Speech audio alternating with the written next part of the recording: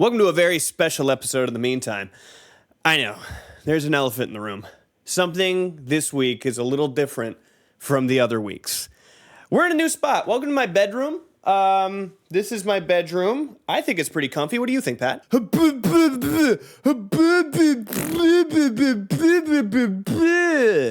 think the same thing too, buddy. What is wrong with you? No, what's wrong with you? No, what's wrong with you? And that's the bottom line. I'm doing Normandy alone. Am I gonna punch you right in the fucking mouth? Is this the time where we fight? Hope on the top rope. Satan can't believe his eyes. You're all worried I'm gonna clone and kiss myself. The guys from The Meantime look like two Tony Hawk characters you fucked up. The Meantime.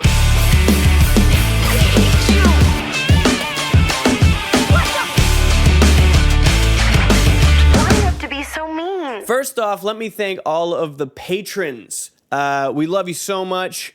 You have no idea what your contribution does to our life.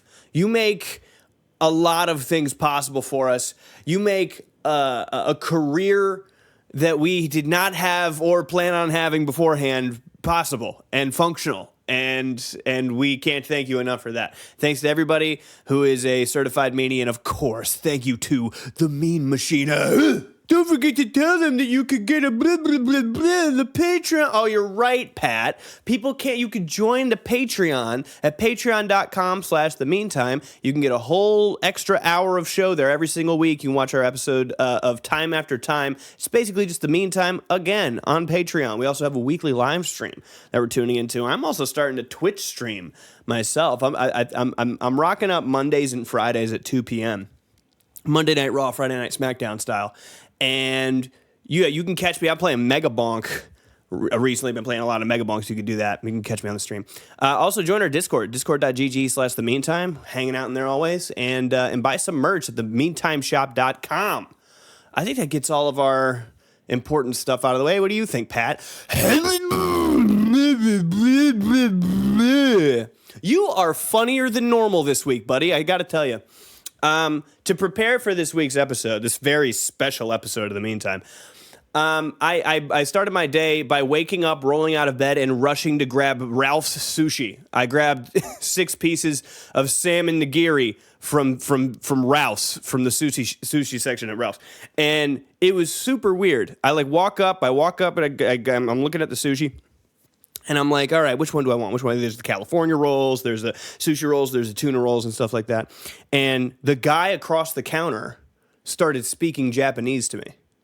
Like he knew that I was such a sushi aficionado. He was like, well, this guy must own a katana, and I do. He started speaking Japanese to me. And I don't speak Japanese, but I immediately understood what he was trying to say. You know, I was looking at the sushi, and he was like, well, imagine that he said this in Japanese. He was like, is that you? And I was like, what? He was like, is that you? And I was like, who? Me? And he was like, the chosen one. I was like, the chosen one? I mean, I guess my whole life I have felt special. And again, this whole conversation is happening in Japanese. I'm speaking Japanese. I didn't even know I could speak Japanese. I didn't know I had that in me. He's like, yeah, the chosen one. And I was like, oh my goodness. Yeah, I've always felt like there's something that I should be doing more in life. Like, my life can't just be that I'm a really successful musician and a really successful podcaster and dashingly handsome with a really hot girlfriend. There has to be more to life. What am I missing out on? And he was like, come back here and I'll show you. So, this is crazy. I feel like nobody even saw us do this. And I walk behind the sushi counter. Whole time, guy's speaking Japanese to me. And I go back and he's like, come to the back room. He's like, secret back room.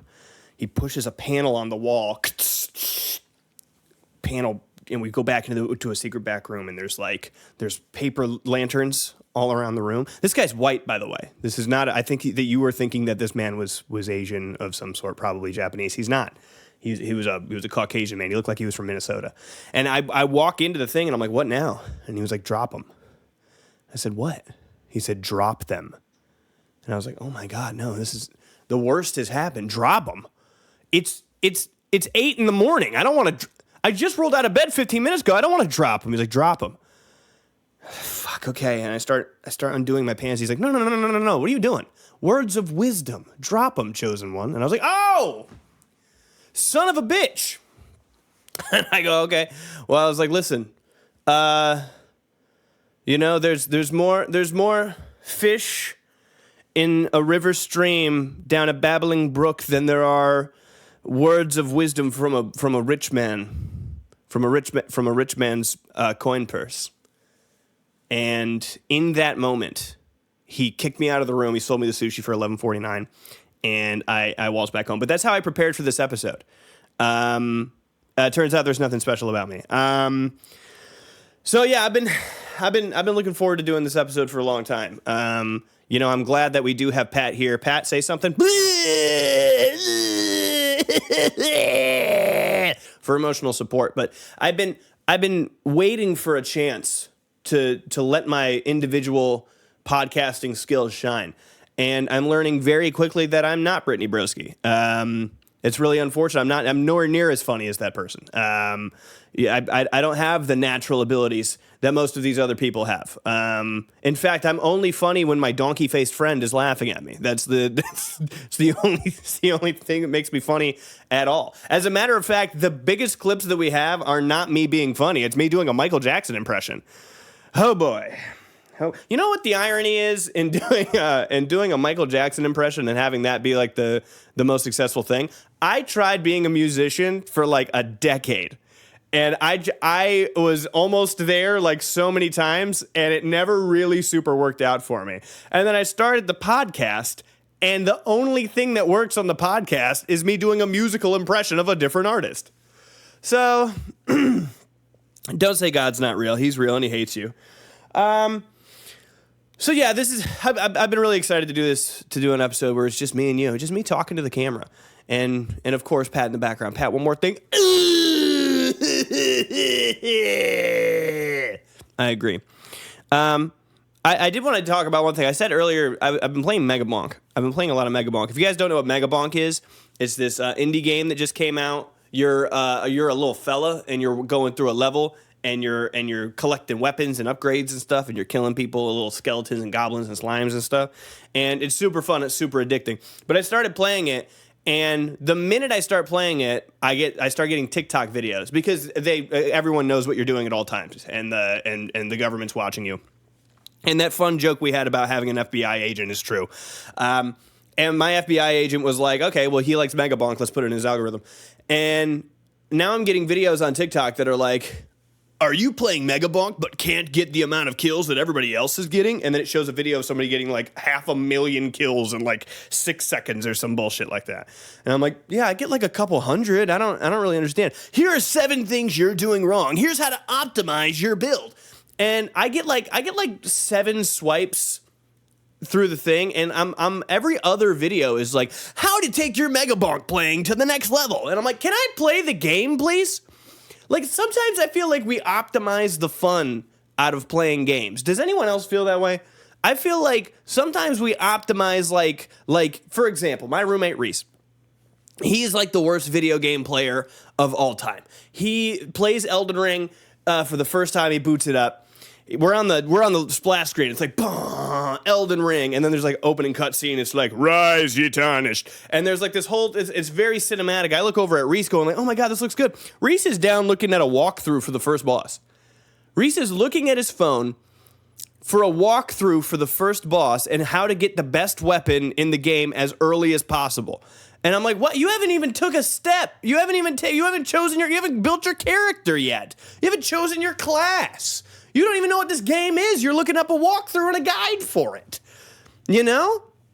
I feel like that's the sentiment for a lot of people. He just got the new Pokemon game, and he looked up all the Mega Evolutions before even booting the game up, and is making a Pokemon team comprised of simply all of the Pokemon that do a Mega Evolution. Fucking play the game a little bit, huh? So I'm like scrolling through. Every other scroll on TikTok is like, how to maximize your Mega Bonk build. And I'm like, I'm not Reese. Okay, I want to enjoy this game. I want to play it.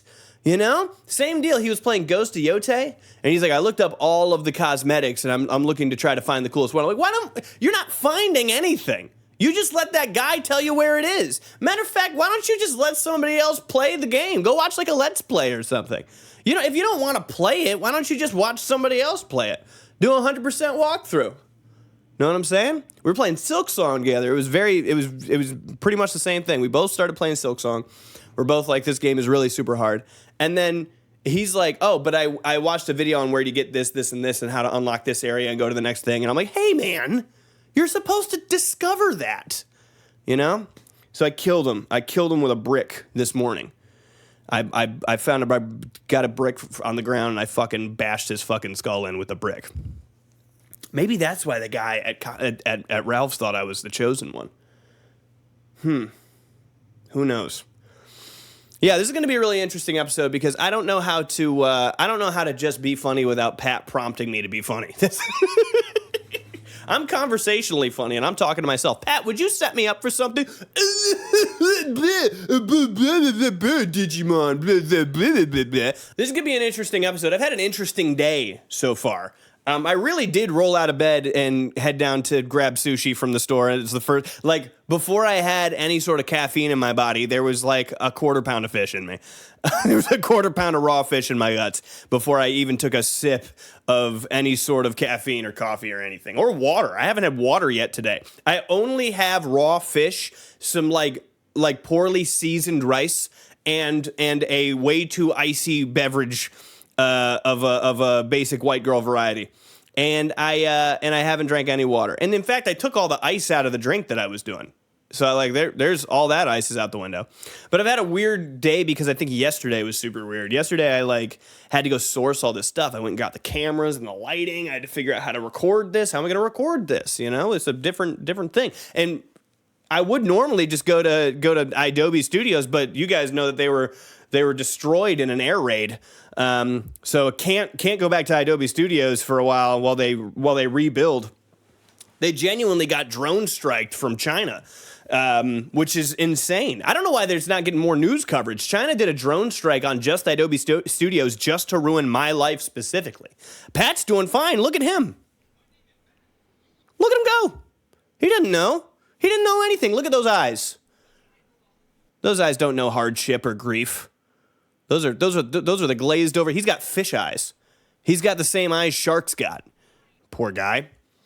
Yeah, so I had to get all this stuff. I had to get all this, like, this rig. And I keep doing this, too. This is my favorite thing to do. My favorite thing to do is go, like, God, I'm having a stressful day. I better eat something. So I'm like, oh, man, I got to go get these cameras. I need to go eat something. Man, I've been working so hard. I just need to eat something. And I don't want to work. I don't want to, like, cook nothing because I've been working all day. Oh, my God. I'm going to just go get McDonald's. Let me just go get McDonald's. You go to McDonald's, you get 2 small burgers for $14.99, and you have no idea why you spent that much money.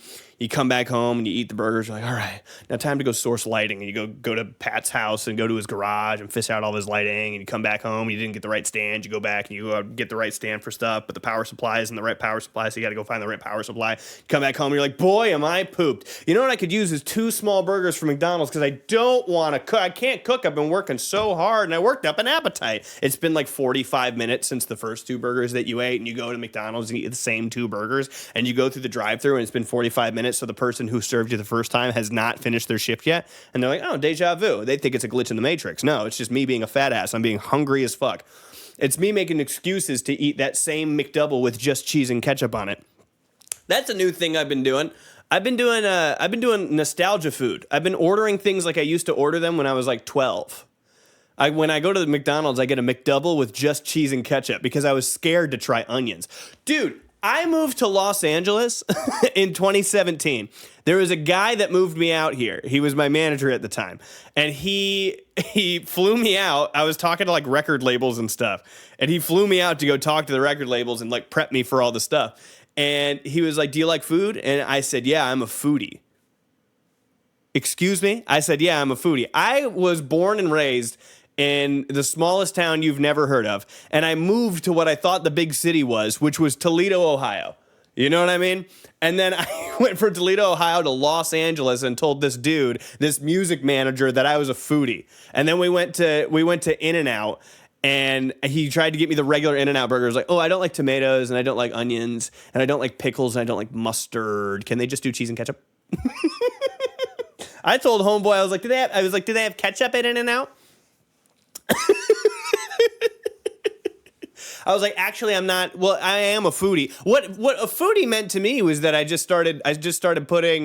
started getting used to the idea of onions being associated with my food, not putting onions on my food. No. No, like onion being cooked so hard in some sort of like soup that I didn't notice that I was eating an onion. You know what I mean? You ever eat a beef stew and there's like a big onion bit, but it's so soft you can't even tell? That's what I meant by me being a foodie. Is that I was trying new food that I haven't tried before. I had honey mustard at McDonald's. And I for the longest time, I didn't like mustard. My dad fed me a spoonful of mustard when I was like, I don't know, when I was like 7 or something like that. And I threw up all of the backseat of the car on a road trip. And since then I've hated mustard. So I went to McDonald's and I was like, all right, I'm going to try it. And I tried honey mustard from McDonald's. The most delicious substance on the face of the planet. Honey mustard, the best sauce that there is. And I was like, oh my God, I must love mustard. And then I went to go eat mustard and it was gross again. In fact, I didn't start eating mustard until like a year ago. I'm 30 years old. Reese was like, okay, me and Reese had like a hot dog phase. Our first episode of the podcast is called Hot Dog Summer. Me and Reese were calling it that for a reason. We were eating an amount of hot dogs that would threaten you. You know what I mean? We were sucking down so many dogs. And when you eat that many dogs, you have to figure out new ways to lubricate them. You know what I mean? Like, you have to get a dog down your throat faster. You know, because like you're sick of eating dogs, but you got to get a dog in you. So I was going like Chick-fil-A sauce on a dog. I was going like, I'll put coleslaw on a dog. My Wi-Fi password is Slaw Dogs. That's a real thing in real life. And me and Reese were eating a fuck ton of hot dogs. And I didn't have mustard as an adult and enjoy mustard until Reese gave me the hot dog he was going to eat. He was like, I just ate like 5 hot dogs. I can't eat the 6th one. That's probably a real number. And I was like, yeah, I'll eat it for you. And he gave it to me. I thought it was Chick-fil-A sauce. I took a huge bite and I was like, what? What the fuck is this? What is that? Reese, what's going on? What is it? What's that sauce? He was like, mustard? I was like, that's mustard? 30 years old. 29, I guess. But still. Good God. That was the first time me having mustard where I was like, that's delicious. You know? In fact, it took me to like get to the point where I am right now where I love food. I cook a lot and I eat a lot, obviously. And watch it, nose boy. I eat a lot of food, obviously. We'd like to thank our sponsor for this week's episode, HelloFresh. Hey, Pat, how do you feel about HelloFresh? I think they're really good. I agree with you, Pat. Look at it's fall now. We got cooler nights. It's cozy inside, and that's where HelloFresh comes in. They have chef-designed meals ready for you. They got this stuff portioned out for you. They're going to give you the sauce, and they just gave you the biggest menu refresh they've done in quite some time.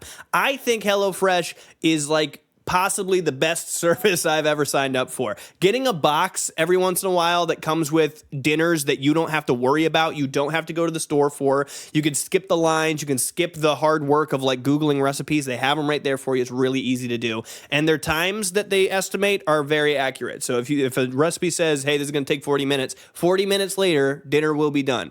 It's really good. That's the most important thing, is that everything tastes really good and it's really easy. And as someone who prides themselves on cooking and eating mustard now, this is a really super good service. So make sure you sign up for HelloFresh, man. The best way to cook just got better. Go to HelloFresh.com/meantime10fm now to get 10 free meals plus a free item for life. 1 per box with active subscription. Free meals applied as discount on first box. New subscribers only. Varies by plan. That's HelloFresh.com/meantime10fm to get 10 free meals and a free item for life. Thank you so much, HelloFresh. And Pat, any last words you want to say about HelloFresh? You should get HelloFresh because it's really good and the meals are really good and everything about it is really good. Man, I super agree with you for once, Pat. Thanks. Thank you, HelloFresh. To get to a point where I'm like this not picky. I'm not so good with the words. I was peer pressured into eating an In-N-Out burger. I was working at this Mormon waffle shop in like 2018. And my coworker, Mark, was like, all right, we did good. Let's go to In-N-Out. And I was like, oh, the dreaded In-N-Out. Oh, no. I can't let him know that I don't like onions, pickles, tomatoes, or mustard. And he was like, I got you, bro. Let me order for you. And I went, yeah, man. Yeah, you can order for me, man. Go ahead and order for me, dude, because I'm down for whatever you want to get, dude. And if you wanted to get something with just ketchup, I wouldn't even think twice, man. Like, it's totally fine. This dude's from here. This dude's from Los Angeles. And I was like, fuck, he's going to order me he's going to order me a salad. You remember that SpongeBob episode where he had to make salads? That's what an In-N-Out burger is. So he orders me one double salad style. And I'm like I'm genuinely freaking out. And he's like, cheers, we cheers burgers. That can't even be, that was gross. That grossed me out for some reason. The burgers hadn't been touched by us yet. And we cheersed exposed, we unwrapped, we dropped them. We exposed the burger's most sensitive bits and we touched burgers. And then I took a bite and I wanted to cry. It was so good. It was so good. If you never had an In-N-Out burger, imagine taking a bite of a burger and instead of chewing it, you drink it. And I know that sounds gross, but that's delicious.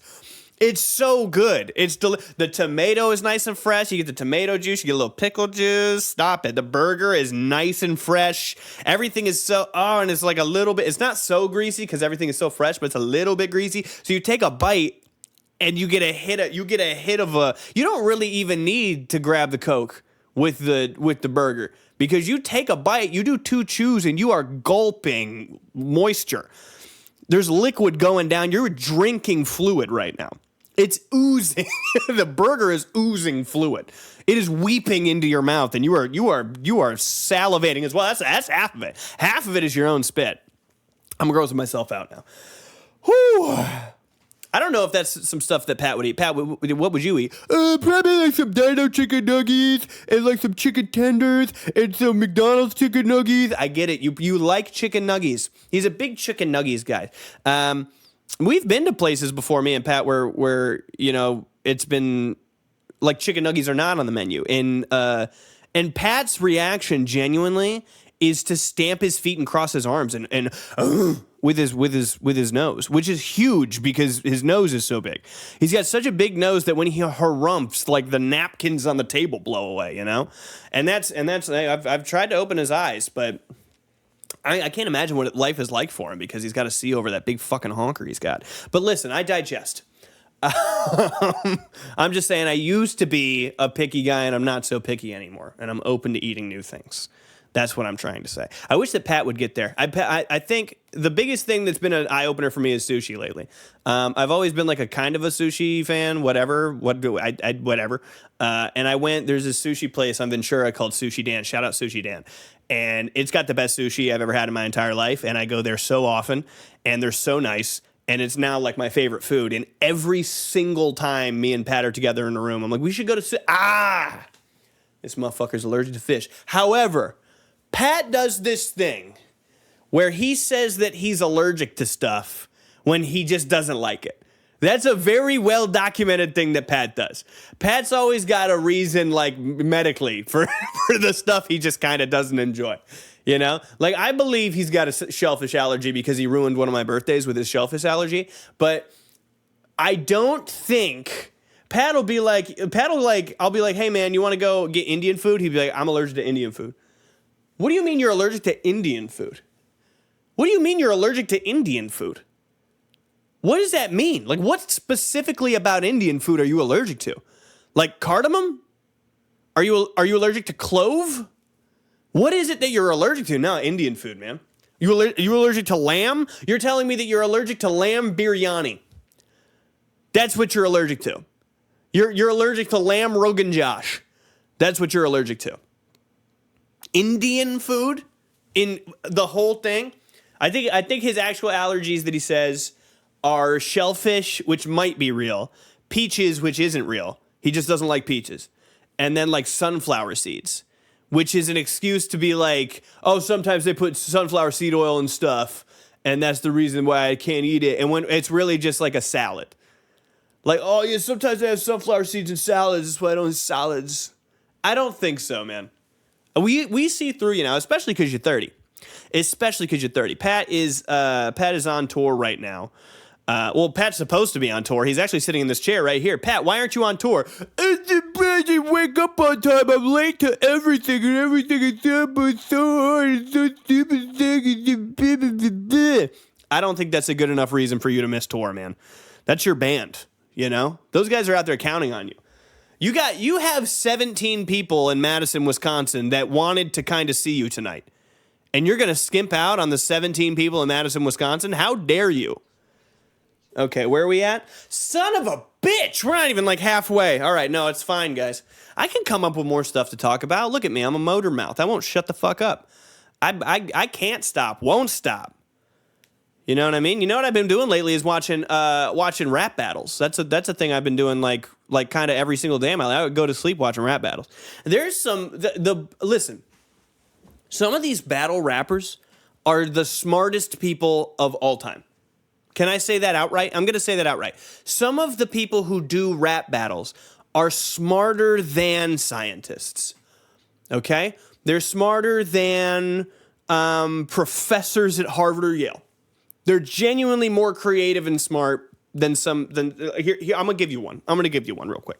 This is a battle between, and listen. If you're a friend of mine, you already know what I'm gonna say because I can't get over this line. I've told all of my friends about this. There's a battle between Jay the Nightwing and Ill Will at Apollo TBL. Jay the Nightwing looks at Ill Will, and he looks around at the crowd and he goes, "If y'all catch a good Will, well, that's all they had in the budget. If I catch a good Will, well, that means I'm probably hunting. What that means is, despite all my genius, you still gonna need a mop and a bucket." Come on! Come on! I can't, I try to like go to sleep watching rap battle videos. This is an impression of me. This is a visual bit. Sorry to the audio listeners. This is an impression of me trying to go to bed while a rap battle video is on. It's like this.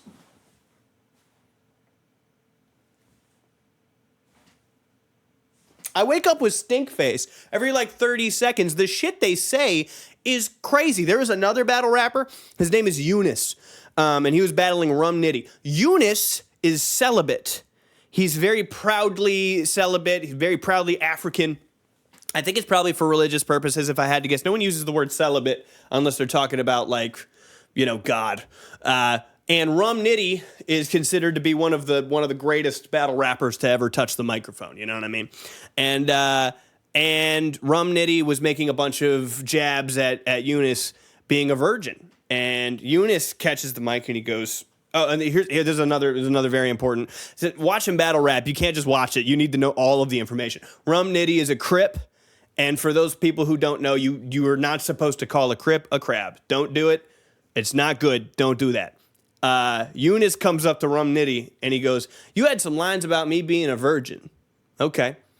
But you were battling DNA and he called you crab. Needless to say, that shit's pussy. And I don't know what that feel like. What? What? Are you out of your fucking mind? He said that he was a virgin and made the other guy look stupid.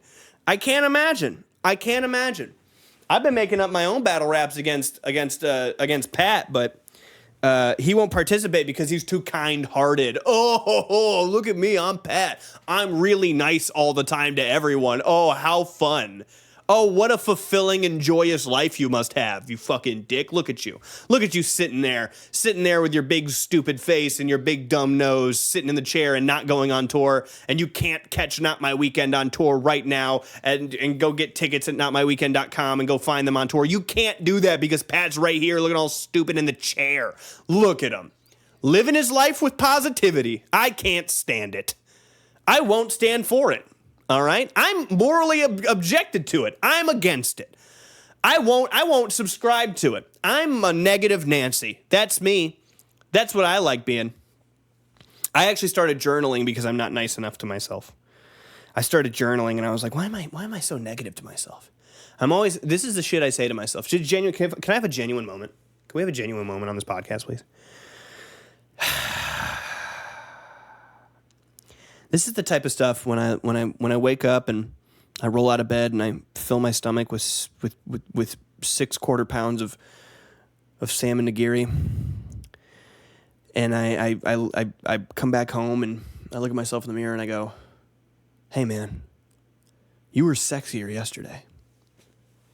Can you believe that? Who would say that to them? You know, you're supposed to talk to yourself like you would talk to a friend. You know, I look at myself in the mirror and I go, "Hey man, your dick is way too big. It's freaky. It's not like you're a freak. You're a freak of nature. It's too large. It's too big. And then I try to come back. I go like, no, man, it's like normal. Like, no, like people like when people's dicks are big. And then immediately the voice is back in. No, not when they're that big. Not when they're that big, man. A dick that big, that gets in the way. That gets in the way. Like someone will pull down your pants one day and go like, "Oh my God, is that the Loch Ness monster?" No, people like when you have a big. That's like what people like. Like everybody wants a big dick. No, everyone doesn't want a big dick. Everyone wants like a kinda big dick. You don't have a big dick. You have a fucking Leviathan. You know, you have a boa constrictor. I'm like, well, isn't that good? No, it's not good. You're a freak. It's not normal for your dick to be that big. That's the type of shit I say to myself in the mirror. I'm not nice enough to myself. So I started journaling. Started journaling to myself, hey, your dick is totally fine and everyone wants their dick to be this big. It's totally cool that your dick is that big. All right? Like it's not, you know, like don't let Pat tell you that it was too big. You know? What does he know? You know? That's some shit I say to myself in the mirror. Some other shit I say to myself in the mirror. I go, hey, nice haircut. What are you trying to get every bitch in the world? And then I look in my mirror and I go, no, I'm not trying to get every bitch in the world. All right? And then I look back at myself. I go, you have a girlfriend. What are you doing having the sexiest haircut of all time? Like, genuinely think about that. What does it say about you that you're willing to walk around with the sexiest haircut known to man and you have a girlfriend? Are you not faithful? No, I am. I just like, I think this haircut is cool. I think it like fits my face, you know, like I feel like it frames my face well. In fact, when I feel like I don't have the hair coming out over my shoulders, it makes my face look fatter. I would say take a fatter face at that point. You should have a fatter face instead of having like a slutty haircut. Your haircut is slutty. You're being a slut. You're being a harlot. You're being a Jezebel. Your girlfriend deserves better than this. You can't be walking around looking like an absolute snack at all times. I'm not trying to. I'm just trying to feel confident in myself. I'm just trying to feel like, you know, that I want to feel like when I look in the mirror, I want to feel attractive. Well, you're doing more than that, okay? You look like a whore. You look like a whore. Okay? It's the type of stuff I say. And then I have to journal. I go into my journal afterwards. I go, you're not a whore, okay? It's literally not your fault that your haircut is so fucking sexy. It's not your fault, okay? Like, you do everything. Like, all you do, I'm just jumping out of the shower. I'm tussling my hair with a towel. I'm going on with my day. It just sits all sexy and perfect like this, and there's nothing I can do about it, okay? You control the controllable. You know what I mean? You control what you can control. You do what you got to do. And if you walk out of the house looking like drop dead gorgeous on accident, what the fuck do you want from yourself, you know? We can't all be perfect. And I do that in the mirror too. I'll go like, I think I look pretty perfect today. I think I'm like just pretty much a perfect person. Oh, you're too perfect. You're too perfect. You're setting an unrealistic standard that nobody else can live up to. How do you leave the house this irresponsibly? You're leaving the house with a goddamn boa constrictor with an anaconda in your shorts. You know what I mean? You're walking out of the house with a slutty haircut, you whore, and you're setting a hard example. You know, you're like, to young men who look at you, they're gonna go, I can't compete with that. How am I supposed to compete? First off, peak male performance. You know what I mean? Like, your body is running like more efficiently than a Toyota Camry 2025.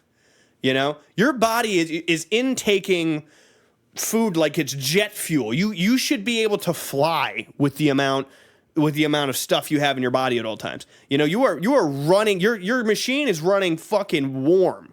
You know, everything is well lubricated. Your system is lubricated. You're walking outside with a snake in your pants, with a sexy haircut, and you're lubed up. How are you supposed to walk up to your fellow man and just give him a handshake, say, hi, what's up? They're going to quiver in their fucking shoes just at the mere sight of you. Your aura is too much. I'm like, no, it's not. I'm just like, look, I'm just trying to live my life, brain. Other guy in my brain who I talk to all day. I'm just trying to walk. I just want to walk. I'm just trying to go to the store. I just want to go to 7-Eleven. You know, I just want to go to 7-Eleven. I want to pick up like maybe an iced coffee or something. And I want to come back home and I want to sit down and I want to play Mega Bonk. And well, that's the least you can do is play Mega Bonk with your whole day and not go outside. Why don't you DoorDash it or something? And like let the DoorDash guy drop it at your door and don't take it from him. Because he's got to get back into his DoorDash and go DoorDash around thinking about like, oh my God, this dude is living the perfect life. You know? And that's unfair to him. And so I have to journal, and I have to go into my journal, and I have to go, no, it's okay. It's okay to strive for perfection. You know, like I'm just like living your life. If it comes out perfect, you know, then that's just how it is. You know, there's only a few jobs that white guys have left. And one of them is podcasting, and another one is streaming, and I do both of those now. And I wear button-up shirts, we all have to eventually do that. Every white dude is born with a podcast. You know what I mean? We're all born with a podcast. It's just on us to find it. You know, we're born with a podcast in our hearts, and it's on us to figure out like at what stage in your life do you capitalize on your podcast? Because here's the thing. This is the thing about being a white guy. Like, I'm a white guy. I have opinions about stuff. And it's not good enough to just walk around with opinions inside. What do you want me to like trap my opinions down, bottle up the way I feel about literally everything that I see? I can't do that. I have to be true to myself. Being true to myself as a white man means I have to tell everyone all of my opinions at all times. Like, unprompted, you know? Like, it's not fair to the world that my perspective not be shown or shared. I owe it to the zeitgeist to affect change any way that I see fit as a white dude. You know, I have a podcast. Podcasting equipment is not cheap.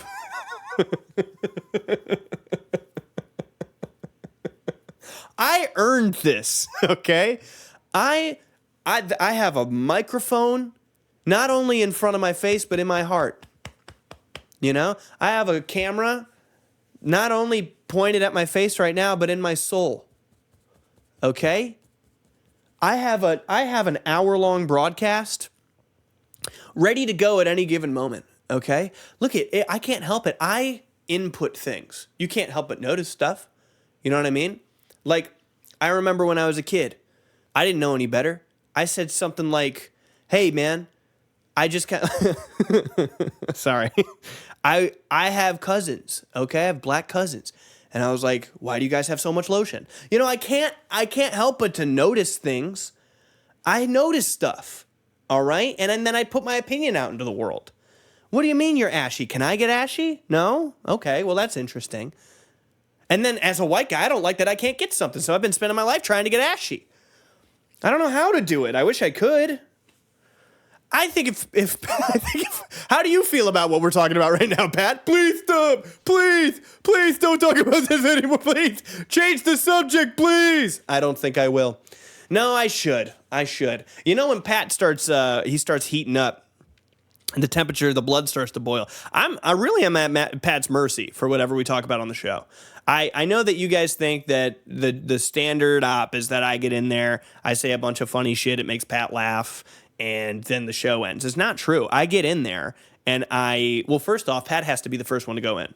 So Pat walks, like, if I get there like 10 minutes early, I have to wait 10 minutes outside because Pat has to be the first one to enter. I think he said something about he wants his energy to be the first thing that graces the podcast studio. And his choice of words is so interesting sometimes. He's such an interesting way of talking. He goes, I want my energy, my aura, to be the first thing that graces the podcast studio. And he said he didn't want me tainting or tarnishing the vibe and the energies in the studio. So he needs to be the first one to go. So usually I get there, he comes in, and first I bow my head and I go, hi, hello, sir. And he goes, good bow. I've been getting pretty good at the bows lately. He goes, good bow. And I go, thank you, sir. And then he walks into the studio. He smells. That's the first thing he does. Well, it's kind of the only thing he does. Is most of what he does during a day is smell. And he takes a quick whiff. He's like, who's been in here? And I'm like, sir, no one's been in there. I certainly haven't been in there. He's like, someone's been in here since the last time we were in here. Sir, maybe there was a janitor. Maybe. And I've escaped his wrath on that one. The amount of lashings I've taken from somebody just like moving something in between us recording. Whew. So we sit down, I set up the cameras, and he goes, make sure to get my good side. And I go, yes, sir. And I bow again. Yes, sir. And he says, fetch. And I go, what? And he throws his Starbucks drink. He's still drinking Starbucks, by the way. He throws his Starbucks drink at my head. I duck, it hits the wall, and he goes, fetch. And I go, yes, sir. And I go pick up the Starbucks, and I pop the lid back on, and I take a towel, and I damp it off, and I dry it, and I give it back to him. And he goes, what do you think I'm gonna drink this now? It's been on the floor. And I go, no, you're absolutely right, sir. I bow again. You're absolutely right, sir. And I grab the Starbucks from him. And I go, I just kind of stand there, and he goes, what are you doing? And I'm like, well, what would you like me to do, sir? And he's like, I want you to drink it. And I was like, okay, of course, whatever you want, sir. He's like, wait, not yet. And he grabs it. He opens the lid and he spits into it. He shakes it up, puts the lid back on. He goes, drink it. Without hesitation, because you can't hesitate around Pat. Without hesitation, I drink it. I drink it immediately. And he goes, good boy. And I go, thank you, sir. And so I set up the cameras. We all sit down. And he goes, now I want you to do the bulk of the talking for the show, because he's got to save his vocal cords. He's going on tour. You know, he's got to save his vocal cords. I want you to do the bulk of the talking for the show, because he doesn't want to damage his voice, because he's a singer. And I go, of course, sir. Yes, sir. And every time before we start, it's like we either clap or we do the little marker thing. Every time before we start, he goes, say it. And I go, say what? He's like, say it. And I go, okay, that's fine. I say, Patrick is God in the eyes of every child. And he goes, and I go, and the blood of the lamb must be sacrificed for the good of the wolf. And I say stuff like that pretty much every day of my life. I pretty much go in and I say things like that just to affirm him, just to get him going, just to talk, you know, in a language that he kind of understands. He kind of vibrates at a frequency above everyone else, you know. So that's usually how the episodes go. It's actually by his good graces that we're doing an episode that's mostly me today. Wouldn't you agree, Pat? I'm Patrick. I'm thinking of band. Guys, it's I know this is an interesting setup. We're in my bedroom. I sleep in here. I fart in here. I eat chicken tikka masala at my computer in here. And which Pat can't eat because he's allergic. And it's a confusing time for us. It's a tumultuous time. Idobi was tragically lost in Pangea 2. It drifted out to sea, and it went down much like Atlantis. And that's unfortunate for us. Everybody at idobi died except for us. It's just me and Pat now. And we have to carry that flag in perpetuity. And so we don't get to record at that studio anymore. And the glass box, I'll say it, I hated it there. It was horrible. I had a hard time. And we kept seeing so many funny people walk by, and we didn't have a camera to show you guys who was walking by at any given time. I had people walking down the street in the glass box that were like giving me the stink eye. They're like, ugh, that I was doing a podcast. I'm like, God, what? I don't want to do it in front of you. I would rather do it locked in my room. And so now we're at location number 3, locked in my room. This is much like a Street Fighter stage select menu. This is when you go random on Super Smash Brothers Ultimate, and you just find a new location to do the same fucking thing that you do every single time at. You know, so this is, I understand that we're going to be going to a lot of new locations. But look that's life, you know? Things come at you. Life comes at you quick, okay? Life comes at you quick, boy. There's something I'm going to tell you as your father, as your daddy. life comes at you quick, boy. 1 minute, you're going to school. You're walking 4 miles in the dusk and the dust on the way to school. And you come back home and your pappy hit you with a belt for no damn reason.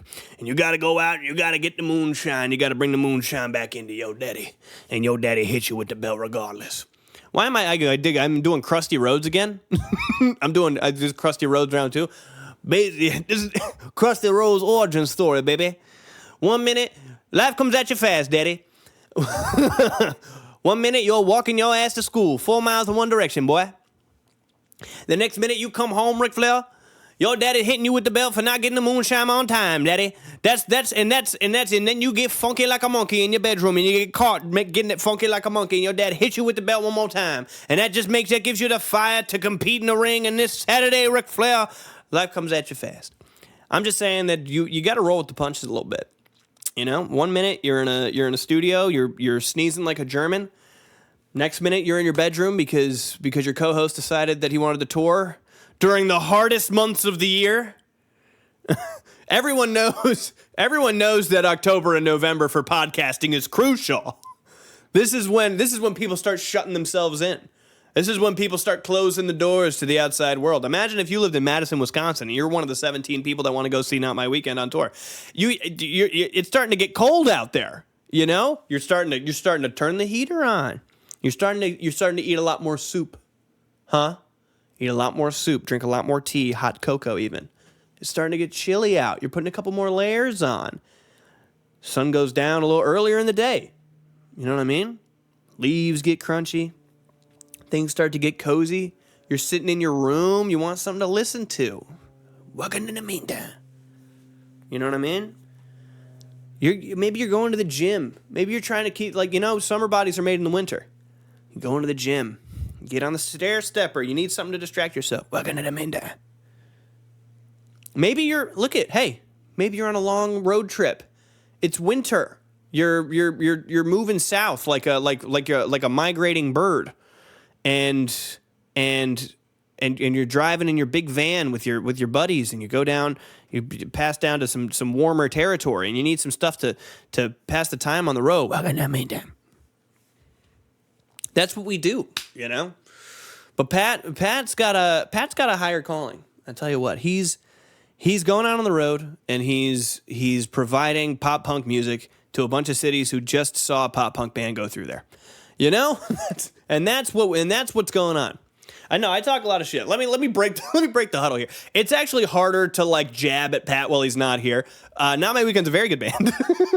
Very good band. I worked on a lot of their music. Because I like them and they're good and they're playing to a lot more than 17 people in Madison, Wisconsin. The tour's gonna go well. I hate having to break character, dude. This hurts. I'm a proud man. I'm a proud man. All right. I don't want to break character. I want everyone to get my jokes immediately. But if Pat's not here to laugh at the things I'm saying, then I have to imagine. I actually just imagined in my head that I bummed him out while he's on tour, and now I have to be nice about it. Fuck. Damn it. No, go see Not My Weekend on tour. It's a good band. Good band. Stream the songs. Listen to them. Go support them. It's actually nice. I tell you what. It's probably to completely break the huddle. It's probably good. You know, me and Pat see each other 3 times a week, every single week, government mandated. You know what I'm saying? We sit for hours and work on the episodes and chop it up and laugh, and then we have to do live streams together. We have meetings we have to do every week. We have tons of stuff. We're constantly talking about stuff. It will be nice to get a break from having to do so much work together. And while I'm sitting here in my bedroom, the same place that I keep the door open to the bathroom that's attached and poop and make the whole room smell bad, I do have to think that I am looking forward to the next couple weeks of meantime broadcasting. And I actually I'm getting better at Twitch streaming. I'll tell you what. This setup right here is great. I'm going to use this from now on, by the way. Idobi's not getting these cameras back. I'm so glad they fell into the sea because these are my cameras now. This is such a good setup. I can't wait to play Mega Bonk and look like this, you know? All right, where are we at? Oh, we're not there yet. Fuck me. Woo! It's okay. You know what I think I can end on? I'm gonna leave you guys with this. Well, angels heard the news today. It seems my life is gonna change. I close my eyes, begin to pray, when tears of joy stream down my face with arms wide open under the sunlight. Welcome to this place. I show you everything with arms wide open. Was that enough? Is that enough time? Fuck! Okay, no, it's fine. It's fine. That was not enough time. I have to keep saying stuff. It's fine. No, okay. All right. I can improvise. I'm not gonna do the Michael Jackson, okay? Because it hurts my feelings too much. We get comments on our TikTok often where I'll put out like something that I think is funny. We had this video where we were talking about phobias, and some of the comments that we get on there are like, "Shut up and do the Michael Jackson thing." What? Wait, what? What? That's not even the thing. That's not even the thing that we're like the most known for. Shut up and do the Michael Jackson thing. What do you? I don't want to do the Michael Jackson thing every time. I'm funny. I can be funny without doing an impression of Michael. Do the Michael Jackson thing, or I'm leaving. And I'm clicking not interested on your video. You better do the Michael Jackson thing. White guy with a podcast. I'm like, my baby's always dancing. Would it be a bad thing? I don't get no loving. That's no lie. In every kind of disco. Don't blame it on the sunshine. Don't blame it on the moonlight. Don't blame it on the good time. Blame it on the bucket. Thank you for tuning in the meantime. Tune in Fridays at 6 p.m. Eastern, 3 p.m. Pacific on idobi.com or the all-new idobi app. Pat, what do you normally say during this part?